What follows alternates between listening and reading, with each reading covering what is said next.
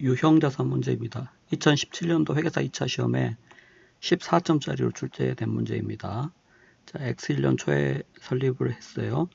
투자부동산에 대해서는 공정가치 모형, 유형자산에 대해서는 재평가 모형입니다. 그 다음에 재평가 모형 적용 시에 누계액 제거법으로 회계 처리를 하는 것으로 주어져 있죠.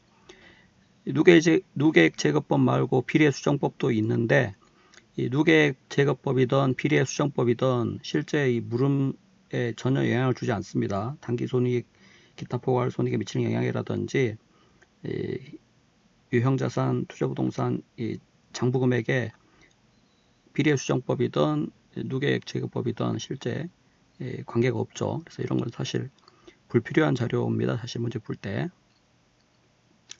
자, 그 다음에 자산을 사용하면서 재평가 잉여금의 일부를 이익잉여금으로 대체하는 방법을 채택하지 않았다고 했어요.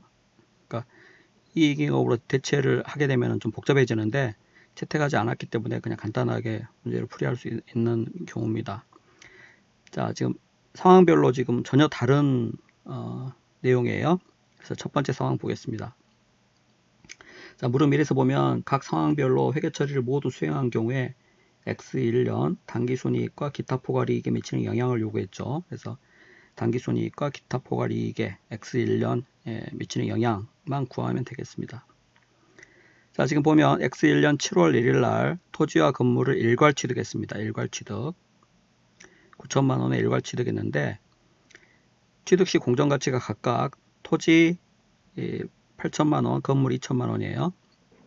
그래서 이렇게 일괄 취득한 경우에는 일괄 취득 금액을 공정가치 비례해서 배분을 하게 되죠. 그래서 9천만 원에 80%, 즉 7,200만 원을 토지에, 9천만 원의 20%, 1,800만 원을 건물에 배분하게 됩니다. 자, 그래서 유형자산이나 투자부동산은 모두 다 취득 시점에서 원가로 인식하죠. 우리가 금융자산, 금융부채의 경우에는 취득 시점에 공정가치로 측정을 하게 됩니다. 자, 그러나 유형자산이라든지 투자부동산 이런 계정들은 취득 시점에 원가로 측정을 하게 됩니다. 그래서 재평가 모형이라든지 또는 투자부동산의 공정가치 모형이라든지 관계없이 모두 다 취득 시점에서는 원가로 측정을 하게 됩니다. 자, 그래서 각각 7,200만원, 1,800만원을 최초의 취득원가로 인식을 했겠죠. 자, 그리고 2년 동안 사용 후 철거하고 새 건물을 신축할 예정입니다. 철거비는 500만원 예상되고 X1년 말 토지 공정가치가 7천만원이에요. 자, 건물 공정가치는 취득 시점하고 동일하게 얼마예요? 2천만원이죠. 자, 건물 추가 정보, 잔여가치는 없고 내용요소 2년, 그 다음에 감가상각 방법이 연수학계법이에요. 연수학계법. 할인율 5% 주어져 있는데 주의하실 점, 할인율 5%는 괜히 불필요한 자료를 준 겁니다. 그러니까 혼동시키기 위해서. 지금 이 건물 철거비 500만원이 반드시 건물을 2년 후에 철거해야 할 의무가 없죠. 반드시 건물을 철거해야 한다면, 철거해야 할 의무가 있다면 충당부채를 미래 예상되는 철거 비용을 할인율 적용해 가지고 그 현재 가치를 충당부채를 잡아야 되겠지만은 건물 철거는 반드시 해야 될 의무가 없습니다. 지금 우리가 그 미래 복구 비용을 충당부채로 설정하는 것은 반드시 복구해야 할, 원상 복구해야 할 의무가 있는 경우에, 현재 의무가 있는 경우에 충당부채로 부채로 인식을 하는 거죠. 여기서 지금 건물 철거를 하지 않고 당분간 사용하지 않고 비워둔 채로 철거하지 않고 놓아둘 수도 있고, 얼마든지 어떤 미래의 어떤 행위에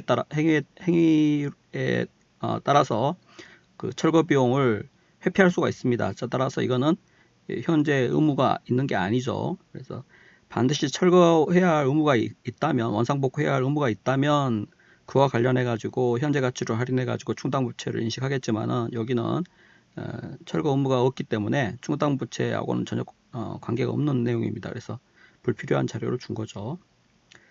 자, 토지는 지금 유형자산 재평가 모형을 사용한다고 했기 때문에 지금 토지의 X 1년 말 공정가치가 7천만 원이죠. 그래서 7천만 원으로 재평가를 합니다. 그래서 재평가 손실 200만 원을 인식해야죠.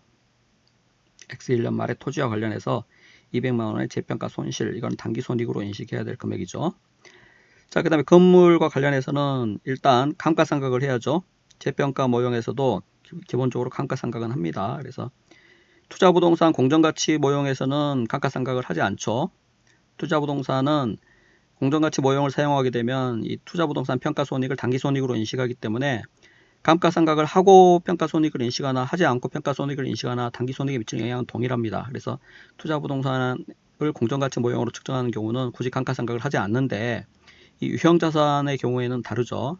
유형자산을 재평가 모형으로 회계 처리하는 경우에는 반드시 감가상각을 하고 난 후에 재평가를 하게 됩니다. 그래서 감가상각을 해야 되는데 연수학계법이에요. 그래서 내용연수 2년이기 때문에 1차 년도에 감가상각 해야 될 금액은 감가상각 대상 금액의 3분의 2죠. 2 플러스 1분의 2 이렇게 됩니다. 1차 년도, 2차 년도. 그래서 1차 년도에 3분의 2만큼, 2차 년도에는 3분의 1만큼. 이게 이제 연수학계법이죠. 자, 그래서 감가상각 대상 금액이 얼마입니까? 잔존가치 그었기 때문에 1,800만 원 마이너스 제로 곱하기 3분의 2. 요게 이제 1차 년도에 감가상각 해야 할 금액입니다. 자, 그런데 7월 1일 날 취득했기 때문에 6개월만 월할 상각하면 되죠. 그래서 곱하기 12분의 6. 요게 감가상각 해야 될 금액이고, 자, 따라서 취득원가 1,800만 원 해서 감가상각비 빼면은 1,200만 원이 X 1년 말 감가상각한 후의 금액입니다. 자, 근데 이 건물의 공정가치는 취득 시점하고 동일하게 2천만 원이기 때문에 2천만 원으로 재평가를 해야죠. 자, 따라서 재평가 잉여금 800만 원을 인식을 해야 합니다. 그래서 토지에서는 재평가 손실 200만 원을 인식을 하고 건물과 관련해서는 재평가 잉여금으로 즉 기타 포괄 이익으로 800만 원을 인식해야죠. 자, 따라서 X 1년 당기 순이익에 미치는 영향은 토지 재평가 손실 200만 원, 자, 그 다음에 건물 감가상각비 여기 차액 600만 원이죠. 그래서 합해서 800만 원 불리한 영향, 마이너스 영향을 미쳤고, 기타 포괄이익 관련해서는 재평가 잉여금 800만 원 미치는 영향이죠. 그래서 실제 회계 처리는 하지 않고 그냥 얼마든지 계산할 수 있습니다. 그래서 회계 처리는 참고하시면 되겠습니다. 자, 그 다음 상황 2번 보겠습니다. 자, 상황 2번에서는 X1년 7월 1일 정부보조금 9만원, 상한 후 뭐 없는 정부보조금을 받았어요. 그래서 동일자에 기계장치 500만원의 현금 취득했습니다. 그래서 이 정부보조금을 관련자산 차감법으로 회계 처리를 하고 있고, 자, X1년 말 도움기계의 순공정가치 40만원, 사용가치 42만원 주어져 있습니다. X1년 말 손상차손 인식요건 충족한다. 인식하라는 이야기죠. 자, 기계장치의 잔존가치는 50만원, 정액법 상각, 내용료 3년입니다.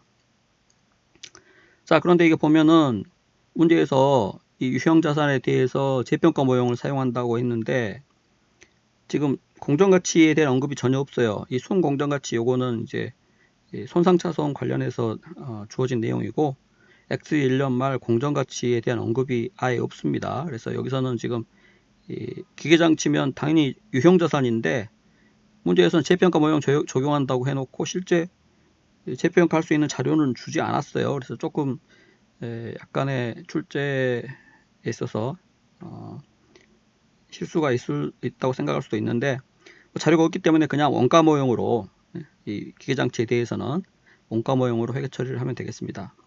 자, 일단 7월 1일 날 50만원의 현금 취득했기 때문에 기계장치 최초 취득 원가 50만원이겠죠. 7월 1일. 자, 그 다음에 정부보조금 9만원 받았습니다. 정부보조금 9만원. 자, 그 다음 X 1년 말 기계장치 감가상각을 해야죠. 그래서 감가상각. 자, 정액법이고 잔존가치가 5만원입니다. 그래서 50만원 마이너스 5만원에서 45만원이 감가상각 대상 금액이죠. 그래서 45만원 감가상각 대상 금액을 3년 동안 상각하면 되니까 나누기 3 하면은 자, 연간 감가상각비가 15만원입니다.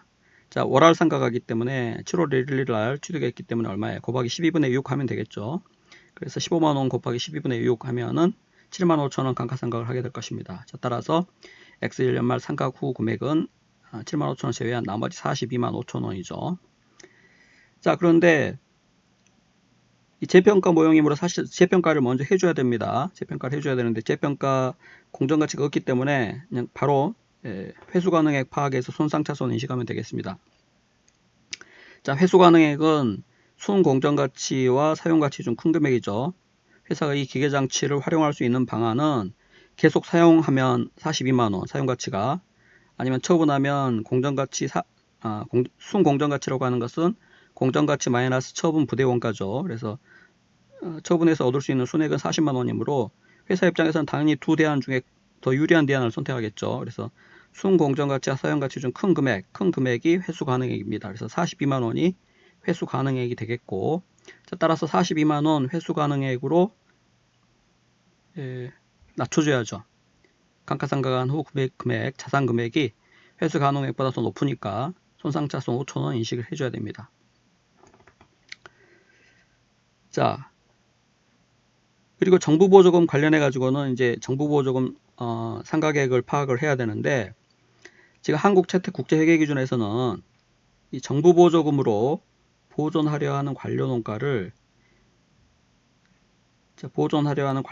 비용으로 인식하는 기간에 걸쳐서 체계적인 기준에 따라서 이 정부보조금을 단기손익으로 인식하도록 하고 있습니다.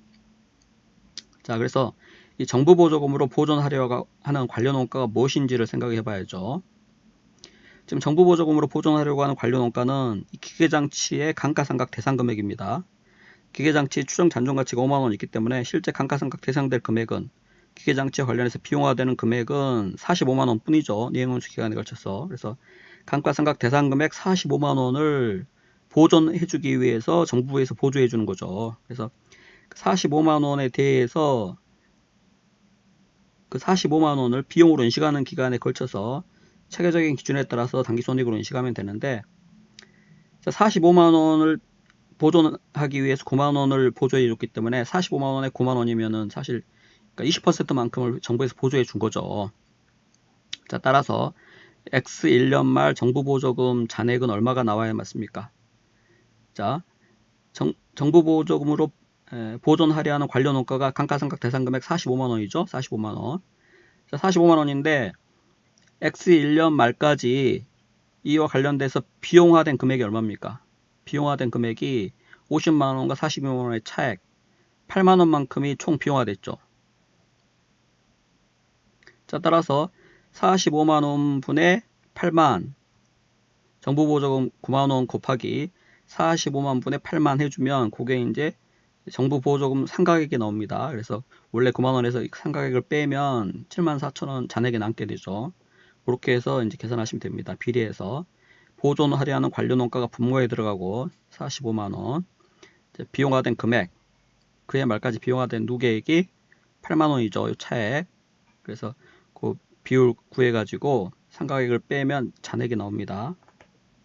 자, 그렇게 해서 X1년 단기순이익에 미치는 영향 구해보면 당연히 감가상각비 이 두 금액 차액 75,000원, 그 다음에 손상차손 5,000원, 그 다음에 정부보조금 상각, 정부보조금이 그 이제 비용을 보존해 주는 것이기 때문에 정부보조금 상각이 16,000원이죠. 그래서 그거를 고려해 보면은 64,000원만 단기손익에 미치는 영향이 된다는 거죠. 그래서 그냥 논리적으로 접근해도 우리가 감가상각 대상금액 아까 45만원이었죠. 45만원. 45만원의 20%인 9만원을 정부에서 보조해 줬기 때문에 감가상각비하고 손상차손 이와 관련 기계장치와 관련해서 비용화하는 금액의 20%는 보조해 주기 때문에 정부에서 보존해 주기 때문에 이 금액의 80%만 비용화 시키면 된다는 거죠. 그래서 감가상각비 75,000원과 손상차손 5,000원 합하면 8만원이죠. 8만원의 80% 즉 64,000원만 단기에 비용화될 금액이라는 거죠. 기타 보궐손익에 미치는 영향은 없습니다. 자, 회계 처리 한번 참고하시고, 자, 그 다음 상황 3번 같은 경우는 X1년 10월 1일이죠. 10월 1일 임대수익 얻을 목적으로 공정가치 1200만원인 차량 운반구를 1000만원에 현금 취득했습니다. 1000만원에. 자, 차량 운반구는 일반적으로 이 유형자산인데 임대 수익을 얻을 목적이라고 했기 때문에 투자 부동산이라고 생각할 수가 있는데, 이 투자 부동산은 글자 그대로 부동산이기 때문에 임대 수익을 얻을 목적으로 차량 운반구를 취득한 경우에는 이거는 투자 부동산은 아니죠. 그래서 반드시 부동산이어야만 임대 수익을 얻을 목적으로 취득한 부동산은 투자 부동산인데, 그래서 이제 부동산이 아니기 때문에 차량 운반구는 일반 임대 수익을 얻을 목적으로 취득했어도 유형자산으로 회계 처리를 해야죠.